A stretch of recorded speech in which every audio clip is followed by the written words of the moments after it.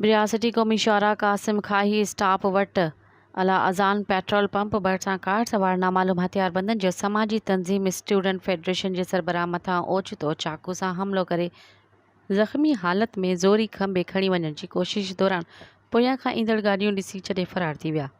हमले ऐं सख़्त तशदुद सबबि ॿ ॼणा शहबाज़ हैदर गुजर ऐं कामरान कलोड़ो सख़्त ज़ख़्मी थी पिया, जिन खे रियासती अस्पताल मुंतक़िल कयो वियो।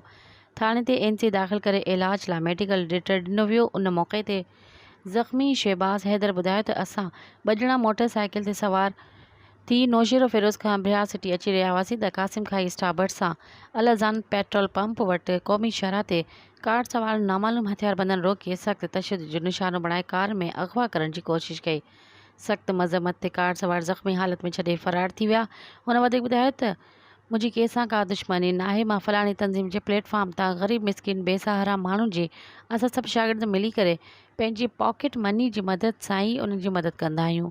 हुननि एसएसपी नौशेरो फिरोज़, सेशन जज नौशेरो फिरोज़ ऐं बस वारनि खे अपील कंदे मुतालबो कयो त फौरी तौरु नोटिस वठी तहफ़ुज़ ॾिनो वञे।